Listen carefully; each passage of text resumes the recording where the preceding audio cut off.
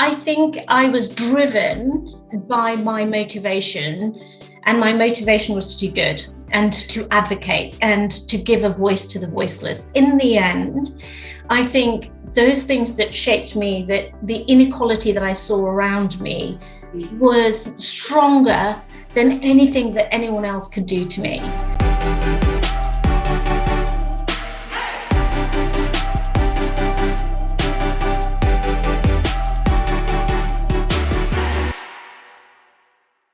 Hello and welcome to Becoming the Influential Me. I'm Michelle Chikando, and today I am so excited to share this podcast with somebody else. You're going to be hearing today from Nilema Bhakta-Jones, somebody who has inspired me, but will also definitely inspire you. Why?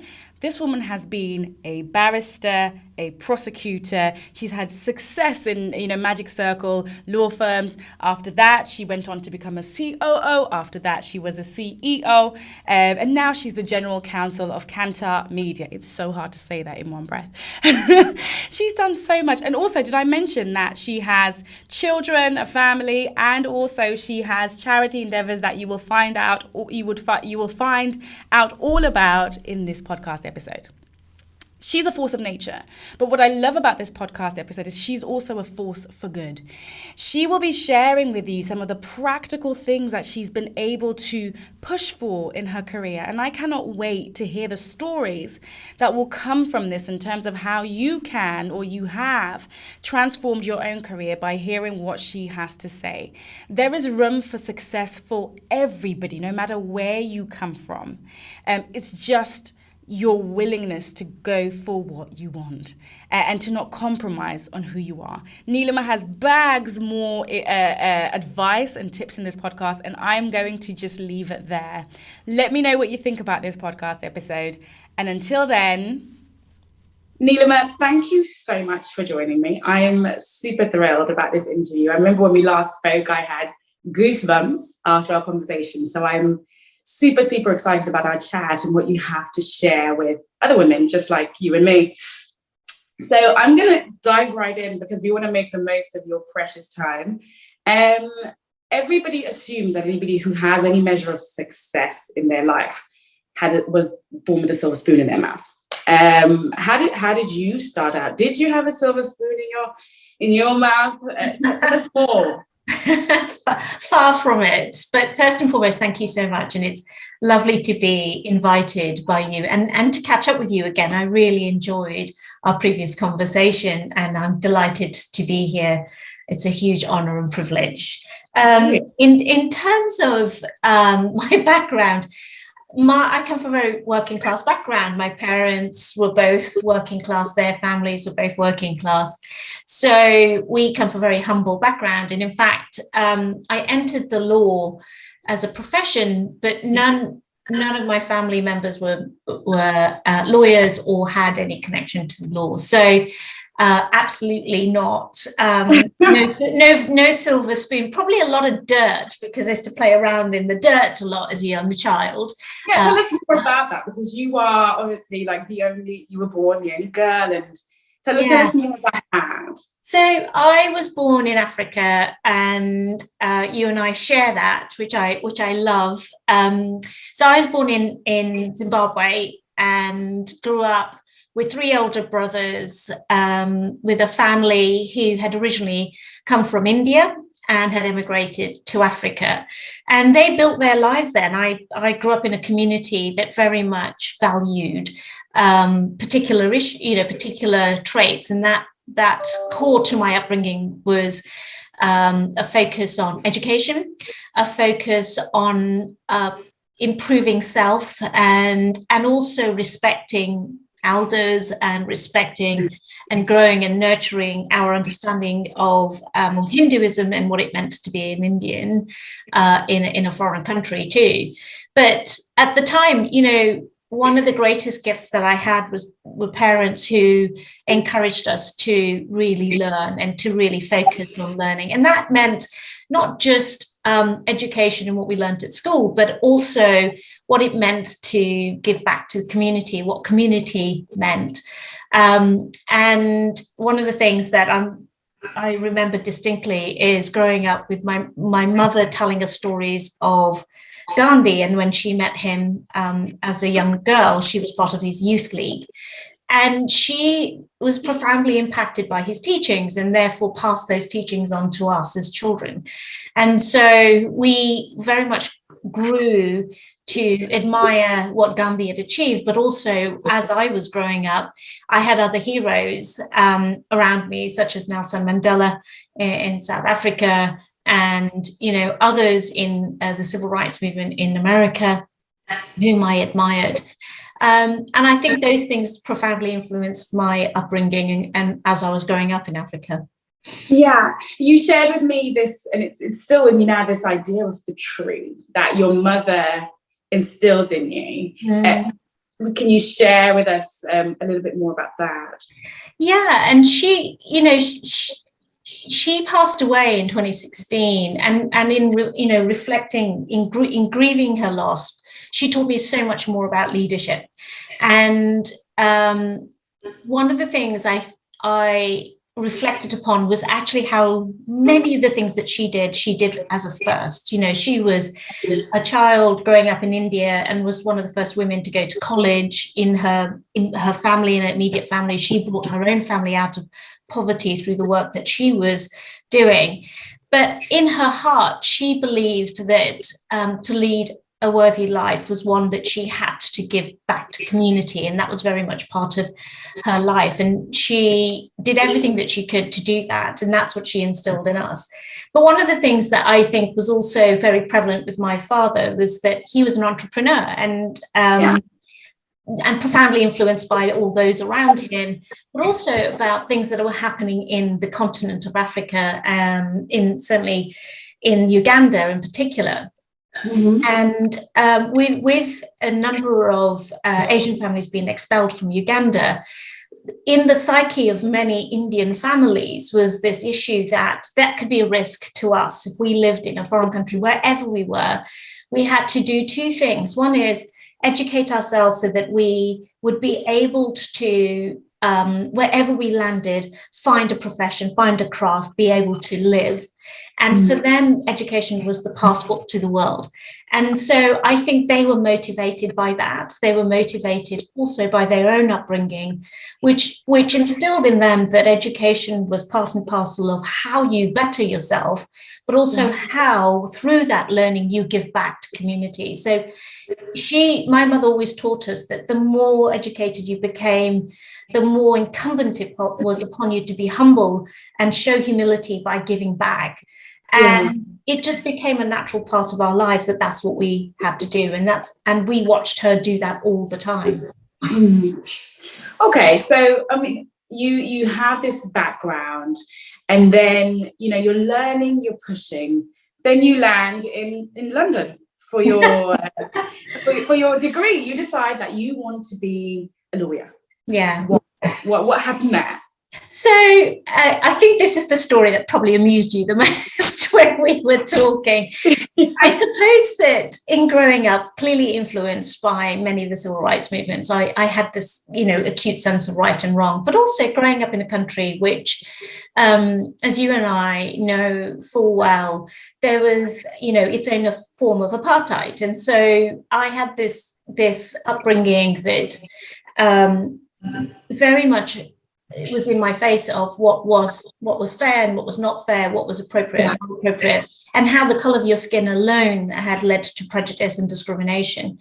But I can't say that discrimination and prejudice impacted my life until I came to the UK. And we came to the UK because there was a civil war in Zimbabwe, and there were concerns about the safety of the family. So my father made a choice to bring us to the UK. And I got to say that, I really didn't feel discrimination until I was here in the UK, where just on, in a playground playing with the kids, I was spat at and various expletives used racially using me. And I must admit that had a profound impact on me. But even growing up, I think that the element of being a girl amongst three older boys, I I distinctly saw how they were treated and what they were able to do. And, my parents' view, very traditional view of you're a girl, so you should wear a nice dress and behave yourself and learn all the crafts that you need to learn and learn how to cook and behave and all the things that I rebelled distinctly against growing up. And I distinctly wanted to be a boy growing up. I saw all the advantages and the fun that the boys were having and all the things that I had to stay and be indoors on and have pretty hair and pretty dresses, which in the end, I think my mother gave up on because I had unruly hair and I would definitely enjoy rolling around in the mud. So she had to change me out of the pretty dress that she put me into. Yeah. But I think that instilled in my psyche was that sense of fairness, which is if they could do that, why can't I? And I guess as a consequence, I deliberately broke the rules. I deliberately showed that I could do the same things that they could, so I could be treated the same way. I think that shaped my choices, in going into the law, because in the end, I wanted to advocate for people who had no voice, for whom, fairness and being treated right is a natural human right. And I wanted to be that person who could advocate on their behalf. So that really shaped my choice to become a lawyer. Yeah, your poor mother, as we said before, she has 3 boys and then suddenly she has a girl. She's like, oh my God, finally I can pick dresses. And you want to run in the mud. Exactly. I think she despaired. I think she got so fed up with my hair at one point that she went and got me a boy's haircut. I was delighted. So you're now at the age where you're deciding what you want to do. And, the predominant school of thought is if you're a woman of colour, if you are a woman, really the only options available to you is what you described to me as the ghetto chambers. You were either going to do criminal law or you were going to do immigration law. And you certainly weren't going to do it, where your white counterparts were doing it. Yes, and one of the things that when I was called to the bar, and in the UK, it's quite a unique system. So you have 2 sides of the profession. You have solicitors in firms and strive for partnership in their employed positions. You have barristers who enter apprenticeships and they're called pupillage and they go into chambers and they're largely self-funded. If they're lucky, they get sponsorship or a chamber grant. And therefore you have to build your own practice and you are self-employed. And at the time when I was going into that profession, it was definitely and still remains to a certain extent that side of the profession considered quite an elitist part of the profession. Yeah, and therefore I knew that I was going to face barriers, but it didn't stop me. And why? Because I think I was driven by my motivation. And my motivation was to do good and to advocate and to give a voice to the voiceless. In the end, I think those things that shaped me, that the inequality that I saw around me was stronger than anything that anyone else could do to me. And in the end, I suppose I had that young, naive view of the world, that I could overcome it irrespective. And I think when you're younger, you absolutely have so much more energy and drive and less fear. You're driven by less fear. I think you generate more fear the older you get. And if you think about that, sorry, go ahead. No, absolutely. I was just going to say, but you had something bigger than you and something bigger than your fear that you were trying to achieve.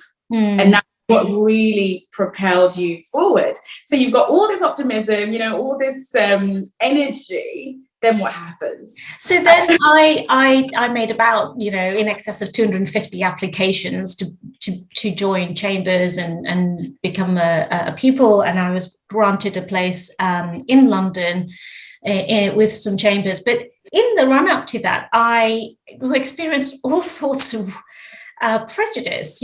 My name was foreign, my credentials didn't really meet the average credentials, which were usually Oxford, Cambridge graduates with connections to the law.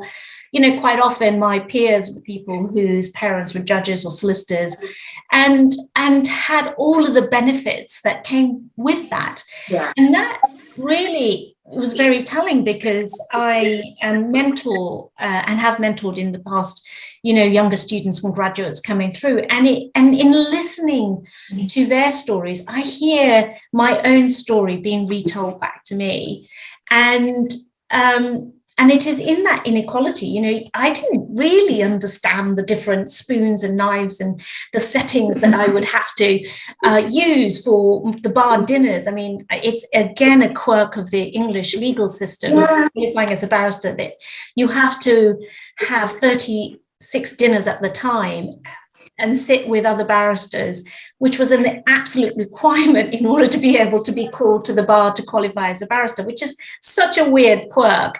The rationale for that is historic, which is that's apprenticeship. That's how at the table where you heard advocates talking about their appearances in court, you would listen in, you'd understand the arguments, that would bear on your learning. And that was the purpose of it. It was also a way in which you can build community and connection. But yes, it was sometimes an alienating experience. And I was told as part of my application process, sometimes in interviews, well, we just don't think we're the chambers for you. There are some other chambers that perhaps you ought to go to. And it became known as ghetto chambers because they were largely chambers populated by Asian and Black advocates and barristers. And it seems it was such a derogatory way in which to refer to us, and to make assumptions and biases that actually that's what would interest you. And those chambers were chambers, as you rightly pointed out, practiced, criminal law or immigration law, and had specific practices, which then became known as, well, that's probably the direction you want to go for. It was not what interested me, and it's not what I wanted to qualify into. Yeah, but what gave you the strength of mind? I mean, coming from where you had come from, going into the ghetto chambers would have given you a measure of success. By no stretch of the imagination would that have been a failure, but you knew you wanted more. What allowed you to say, I'm saying no to that, and I'm going to choose the harder path? Probably naivety. I think in the end, in a combination of things, which is the unwillingness to compromise on what my overall goals were, but also I had made some calculated decisions, and probably most of my career choices weren't that calculated in the grand scheme of things. And I can't even claim it to be my decision, but my oldest brother, actually, when we were talking about degree choices that I was looking to select, he actually strongly advocated that I select a 4-year degree course, which involved 14 months with external law firms during the degree. And so it was called a sandwich course in those days. I'm not sure what they call it today, but in that time, I was able to gain a huge amount of practical experience whilst I was doing my degree. That gave me the ability to talk very authoritatively about the choices that I was making, the experience that I had gained as an undergraduate. And it gave me an advantage to say, I have 14 months of legal experience that actually, should edge me forward. So I made a choice to do an extra year, again, compared to my peers who did straight 3-year law degrees. And I think that gave me the advantage of making connections and networking with members of the bar and law firms who, when they experienced me, were generous enough to give me references and stand by me. And that was how I got my first pupillage, because the barristers that I had supported as a clerk, outdoor clerk as we were then, during my time, said, actually, let's give Nilema a chance, because we've already met her. We've seen her in action. She has a good grasp of what's required to put a case together for court. So that's a good, strident first step. And then I managed to, I had the requisite qualifications too. I had a 2-1 degree and I had passed the bar course too. So I did get that opportunity, but there was a certain amount of investment up front in ensuring that I got requisite experience. Absolutely. And it's some of the people that you knew that were able to, make better or amplify what was on paper. And these were women, you know, in the end, the people who supported me were women advocates. And I absolutely believe that gender had a choice in that. You know, they had made a choice on that basis. But also, I think their experience of me helped. Not to say that, and not to in any way diminish the support that I had from the firms that I worked with. I worked with a couple of partners who were delighted to give me references too, and stand by me from that perspective. So I think it's important in the choices that we make when we are progressing to do the best that we possibly can in that time period, and make connections. And I think when you're younger and you don't have any other responsibilities like family, that is what you can throw yourself into. You can do that with, you know, wholeheartedly. Yeah, so that's interesting. Speaking of the women in your life that helped you as you were coming up, because one of the things I find is sometimes as women we are harder on other women, especially when they become successful. Why don't they help others? But sometimes it's subtle. So I really cannot stop thinking about Branston pickle sandwiches. Tell us about, you know, you're now working and tell us about your experience with Branston pickle and cheese sandwich. So you have got such a good memory, you really do. So when you go to the bar, and as I indicated, you know, you don't really earn much money because you're not being paid to train, which is different when you're a solicitor. And so I had taken out large loans to pay for my bar school course and to be able to live on.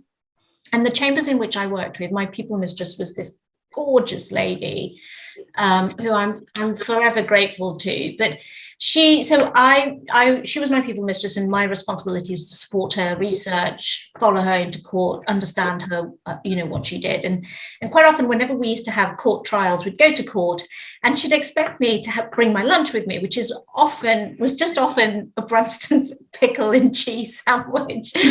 And I couldn't afford anything more elaborate. And so I'd make that, and I'd pack that, and I'd often take it. And I got to the point where I was running out of money, and the only thing I had was a tin of tuna in my cupboard.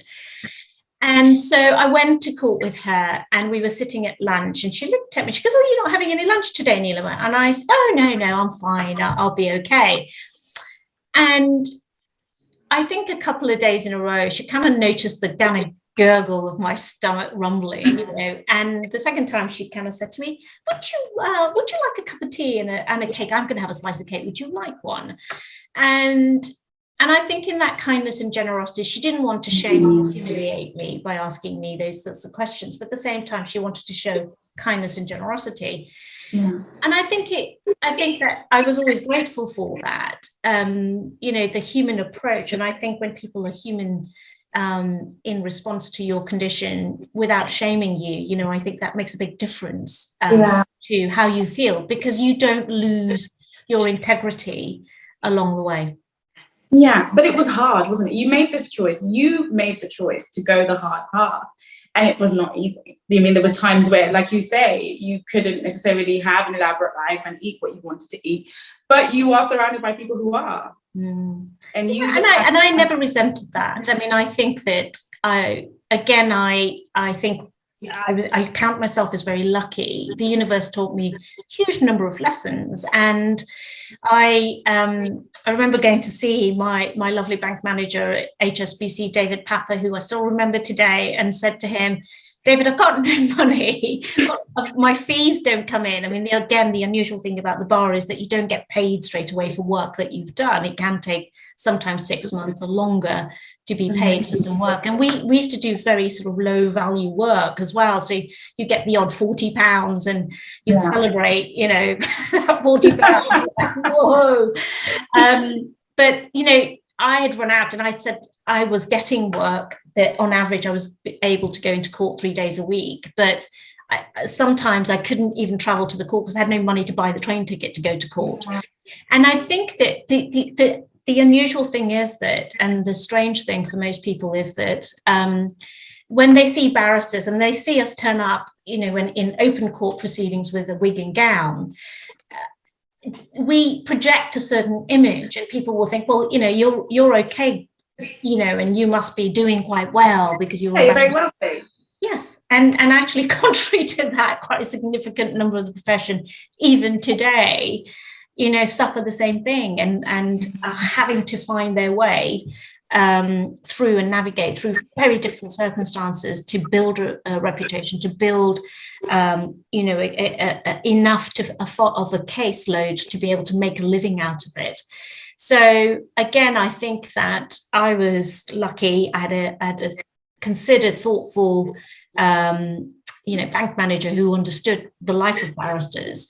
But in the end, I made a stark choice. I decided that I couldn't continue because my loans were kicking in and I wasn't earning enough to pay those and rent and feed myself. So I decided to take a paid job to work for the government legal service. And at that time, I ended up working for Her Majesty's Customs and Excise, prosecuting drug importers and bootleggers. And how did that feel, making that leap? Or did it feel like a failure? Did it feel like just a transition? How did that feel? That moment when you said, okay, this is amazing and it works, but it's not working for me. Yeah, it felt utterly like failure. It felt like I had everything I had striven for up until that point. And I had done it to the point that I think I'd actually given up a personal life and a social life too. Yeah. I was one of the geeks at university who you would inevitably always find in the library. And one of my oldest friends still reminds me that she knew in the first year of the law degree that we were doing together where to find me. I know where to find Nilema. She's in Chaucer Library, and inevitably that's where I'd be, I know everyone else would be out partying, doing Freshers Week stuff, and I was the geek in the library going, I've got to do this. But in part, some of that was also driven by, my parents. I think that some people were, quite a lot of, certainly Asian families will recognize the emotional guilt that your parents put on you too, which is, look how much we've sacrificed on your behalf. You better do good in life, and make that. Be a worthy individual because we have sacrificed quite a lot. And to be fair, my parents absolutely did. They worked incredibly hard and they did sacrifice so much for our education and for our betterment. So I think those things did prey absolutely on my mind to push me to do better and to honor everything that they had sacrificed on my behalf. So yeah, I think those things did help make my choice. But at the time, that transition absolutely felt like failure.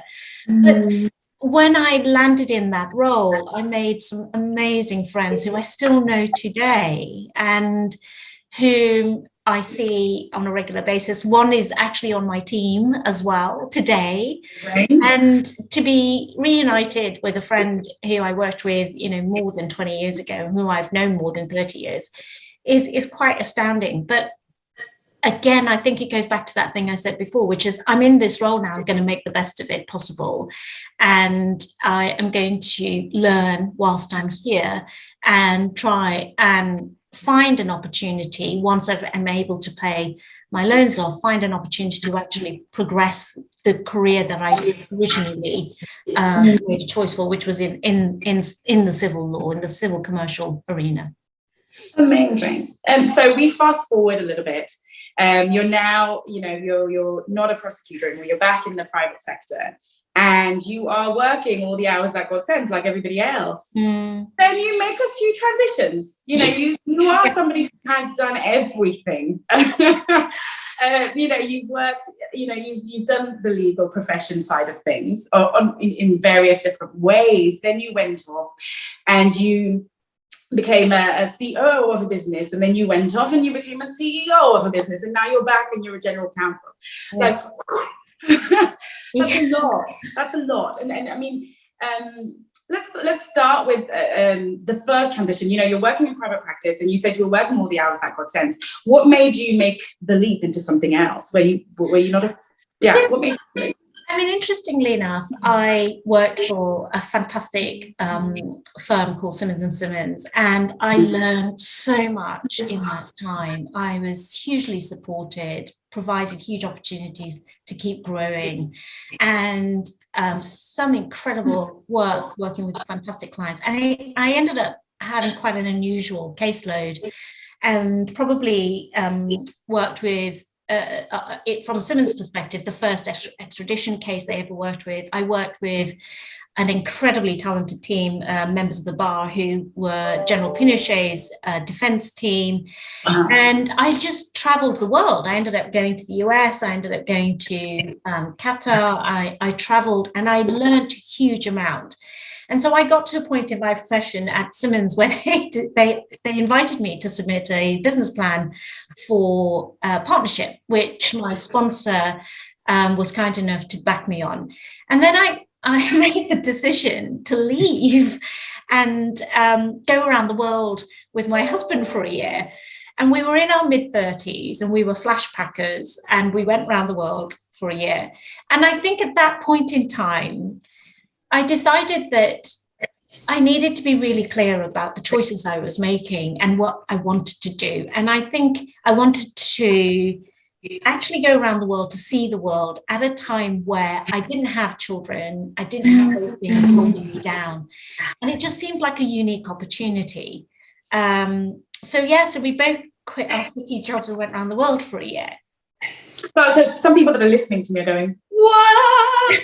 Yeah, you nutcase, absolutely. Everybody works, or everybody in the legal profession anyways, tries to work up to the point of being partner, and you are invited to be, start that process, and you quit. Yes. I mean, emotionally, there must have been a level of, what if this doesn't work out? What if I never get another job? What if, the amount of what ifs, and also there's the people going, are you nuts? Yes. I had an awful lot of that. Are you absolutely nuts? I mean, there was a lot of delight from my competitors in them who were also vying for partnership. Okay, great result, Neela, nice decision. One down. Yes, exactly. One down. Who else can we nobble? I think absolutely you're right. And to be fair, it was not an easy decision to make. In my heart, I was afraid, because I think law firms create an immense environment of safety. You're safe financially, you're safe in the direction of travel, what you have to do to be able to progress. And I think that in the year of travel, it took me quite a long time to adjust from that, because I sat back and I thought, oh my God, who else is ever going to give me that opportunity again? How am I going to get myself back to that position? And oh my God, had I sacrificed so much and done so much to get to that position, what the hell was I thinking? But I thought that the pull and the drive to learn about the world, to see it, was greater. And to have that opportunity with my husband to go around the world was greater. And I didn't think that I could pass up that opportunity at that point in time. And it also was a fantastic opportunity to reflect about life and what I want to do in the direction I wanted to go in. And also at that point in time, actually discussing with my husband, is it not time we start a family? Because doing 90 hours a week in a law firm is not necessarily going to lend itself to creating an environment to raise a family. So when we came back, I made a choice to go in-house and become general counsel. And I worked with a fantastic company that went through a huge amount of transition. It was a 250 FTSE, it delisted, relisted, grew and expanded. And I remember after the delisting, I got pregnant with my first daughter, and one of the EAs, the executive assistant, said to me, I don't know where you had time to even get pregnant. I was like, yeah, you're absolutely right. But, we have to make time for our personal lives. And again, that job taught me a huge amount. I recall, in that time period, I had 2 children. I had 2 girls who are now school age and gorgeous and lovely children. But in that time, I learned an awful lot about myself, which I remember telling you, which was that I had become addicted to this job of, closing deals, expanding, doing the right thing, making the right decision, growing a team, and hitting milestones, getting paid bonuses and being recognized for doing those things. And in that reward, I was getting more and more progression and more recognition, as well as making a distinct choice to network, to speak to others, to help and mentor and coach others, to do more charitable work. And I felt that this was the life that I was hoping to build. But the addiction to work ate away at the time that I was spending or not spending with my children. And I remember coming home, and my youngest daughter was a toddler who just come back from nursery, and we were in the middle of a deal, and I was on my BlackBerry, the dreadful BlackBerry, and I remember trying to answer an email, and she was jumping up trying to knock it out of my hand. And I will never forget that visual picture is ingrained in my memory, because my toddler was saying, why is that device in your hand more important? When I'm here. I want your attention. I want your love. I want to play with you. And you're spending your time with this device. And I felt that immense guilt of, oh my God, yes, I am prioritizing this job more than I'm prioritizing this lovely, gorgeous child in my life that I have had the honor to have, and I needed to spend more time with her and make that quality time, make it really count, because I think as mothers we inevitably have, as everyone knows, this guilt of I'm at work, I'm not spending time with my children, and as we grow we have to make these difficult choices, and in my view, when you are a mother, you have to decide how to spend quality time and what you're going to do in that quality time, and create laughter and generate memories that your children will always love, because they will always remember those happy moments with you. So that quality time is really important.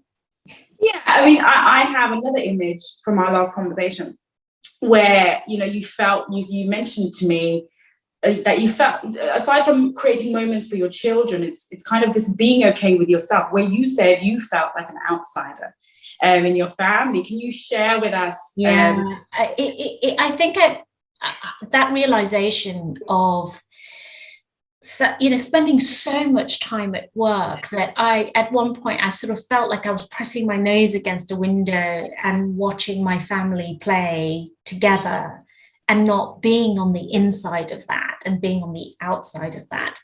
And it that sort of disassociation, it felt really lonely. It felt really lonely, and it was so difficult. And I had done that myself. No one had imposed that on me. I had made those choices. And I think that that's the addiction, that dopamine hit you get from work that becomes almost everything that you do, in you sacrifice and you pour everything into it. And what happens, I think, and what I think what happened to me, and I think what happens to a lot of people, is that your self-esteem is acutely bound in that work.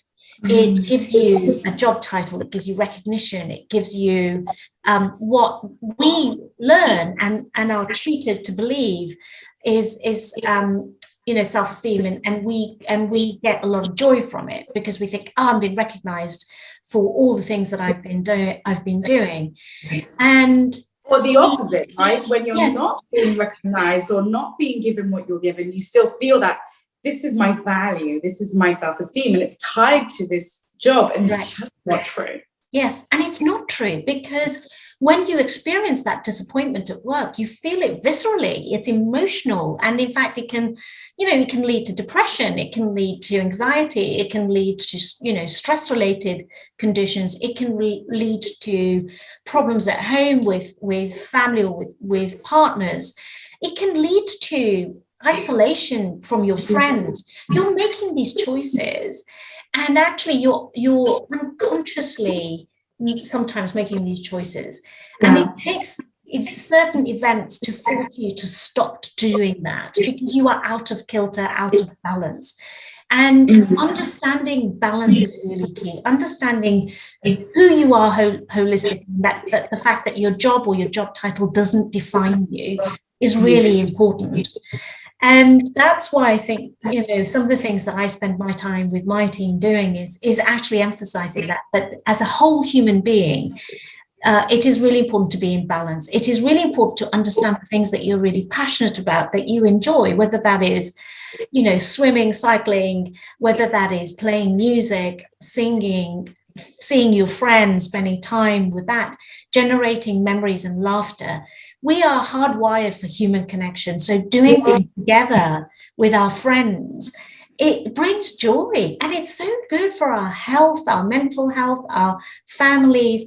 And it's what life should be. Life should not be all about work. But I made it all about work because I felt that's where I got value. That's where I was recognized as someone delivering value. But in reality, that's not the case. I think we have to start with ourselves.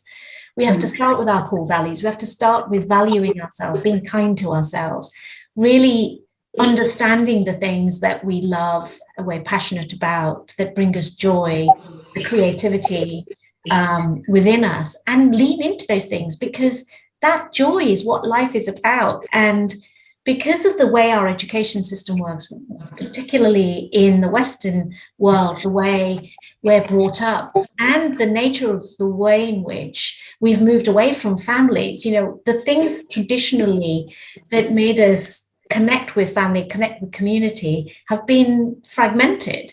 Yeah. So by shopping on a Sunday, right? Instead of spending time together. Yeah. Exactly. And therefore we lose sight of who we are as a whole human being. And as a whole human being, we are many things. We are brothers, sisters, we are, mothers, fathers, we are many things. We're friends, but we're also passionate, cyclists or musicians, or we might love knitting, we might love whatever it is, but that makes us unique, and that's what makes us interesting. That's what makes us, complex human beings and dynamic. But that passion is what also makes us, gives us joy. Yes, and that's really important. I mean, you clearly made the shift from someone who was a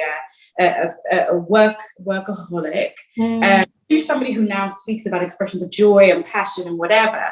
And there's something that you shared with me in our last conversation. What was the catalyst? Because your daughter sort of trying to grab the BlackBerry out of your hand wasn't enough to sort of give you perspective. And so what was? So I think that at the time, so it was around 2016, I was really lucky to have, completed some courses at Henley and Harvard, and I'd also had the benefit of some executive coaching. And the coach that I had at the time was working with me on purpose and core values. And 2016 was a hugely tough year for multiple reasons. And I lost both my parents within 3 months of each other. And it was the loss of my mother that I think was the catalyst. I think the universe had decided that it didn't matter what messages it had sent to me to break out of this, that actually I wasn't leading the life I was meant to lead, but also I needed something really dramatic to force a change. And sometimes this happens to people in their immediate family, whether that's to themselves because of illness, whether that's cancer or a serious injury, or someone they love, or someone they have to care for, or, and sometimes their own children. And it shouldn't have to be that. We need to recognize that we shouldn't have to have these incredible things happen in our lives to force change. But I think that change that it forced in me to adjust and readjust and actually understand that I had a greater purpose than the one that I had designed for myself. And even though I might have been mentoring and coaching and giving to charity and giving up time, there was more to it. And my coach, who I had done some work with and had done some equine work with, had similarly reflected that back to me and had said, I don't think you have quite understood your purpose in life yet. And I think it's bigger than you, and it's bigger than you've currently crafted it. And I think that acting small, that being small, that doing things small was really not for me. And I had a greater purpose, and the greater purpose came to me in that time. And that really was to lean into the creation of Courageous Leaders, which is an event that I created in honor of my mother, to recognize the things that she had done incredibly courageously, but also the sincere belief that I think leaders who can be a force for good, and they can have exponential benefit on everyone around them. And therefore, in being courageous, they can be a force for good. And creating that event to help leaders to be a force for good was also part and parcel of investing in the one thing that had been a theme throughout my life, which was to help disadvantaged girls in pursuing an education and continuing their education.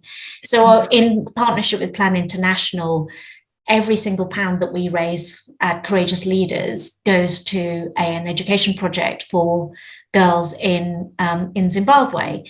And in fact, the lovely thing is that recently DFID had done an impact assessment of that program and had given it an A+, their equivalent of saying that the money that had been invested had actually had the impact it was meant to have. And there's nothing more satisfying, more joyous to know that by leaders improving themselves, being a force for good, they themselves in this beautiful virtuous circle are also contributing to help future leaders in the education program that we have. And that to me is that virtuous circle. And for me, that's the joy. That's in everything that I do. I want to look for the good and the joy in it. And I want to be able to continue that life and continue doing that. So in a calculated way, being a leader, having a voice, doing the right thing, showing that it can be done, I can continue to pursue my philanthropic goals and further those goals for these incredible girls that are on this program. And the work that you're doing is phenomenal. I hope you are very proud of that, because a lot of times we're not very kind to ourselves, like you said in our last conversation. I do have one really quick question before I allow you to give us some advice. And that question is, you mentioned a concept that I really loved that stuck with me, and this concept of self-disruption. So, you've gone from career to career to career. You've now managed to, put your family in that. You've created an ecosystem that works for you. And you talked about self-disruption. What does that mean?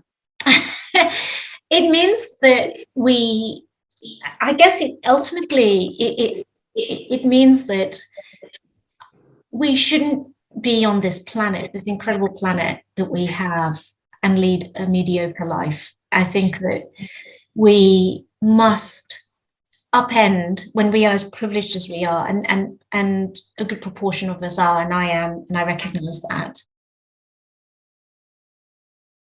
We need to disrupt ourselves to think differently and to snap out of complacency and to snap out of privilege and to recognize that in our privilege, we have so much more to give. And so I try and disrupt my thinking by listening, hearing different podcasts, by following people I really admire to inspire me to think differently and to experiment with creating an ecosystem, for example, at work that talks about the whole human, and understands the whole human being. So I think that the nature of my career choices are by their nature disruptive.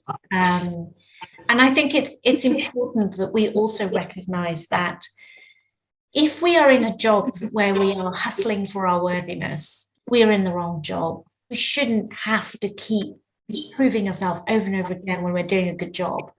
We should be able to recognize that we're delivering value and receive the right kind of reward, praise, recognition for the work that we're doing.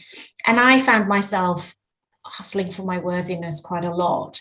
And I guess in that, I realized that I wasn't being kind to myself. I was achieving a huge amount, but I would not allow myself to lean into that, to appreciate that, and to recognize that that was good. I was enough. I am enough. And I think that is such a hard thing to do. But I think it's a mantra we have to learn. And particularly, I think women have to learn let's ensure that we understand when we are enough and that we're good enough for kindness to ourselves. And I think when we do that, we can open up and unlock so much more value in ourselves. I love that. I absolutely love that. We're all out of time. Is there anything else that you would like to share? Just before we leave, we literally have 1 minute. I'm not sure what would be helpful. I think there's so many things that we can say, but I would say to your listeners and to those who are looking to grow and become leaders in the future, I would say to you, understand yourself, be kind to yourself first and foremost, open your mind, seek out diverse people who can shape and help you decide on what your life's purpose is, and never compromise on your value. Always listen to your heart and your head. I think we are trained to ignore our heart, and actually when it comes to happiness, actually our heart is the best indicator. The feeling that we get is the best indicator that we're doing what is right for ourselves and our families. And more than anything else, I think that I would say do what makes your heart sing. Understand that there will always be something that leads to failure, but actually if you reframe that, it's an opportunity to learn, and then it's an opportunity to grow. But bring your human self, show humanity, show kindness, empathy, compassion, joy. That's actually what leads to great human connection. And it is always other human beings that will help you get to where you need to get to. And where the joy is in that human connection. So do what makes your heart sing. I love that. Right. Thank you so much for sharing with us. That was beautiful. You are beautiful. Thank you so much for coming along. And yes, hopefully we'll see you again soon sometime. Thank you. Thank you so much, Nilema. Take care.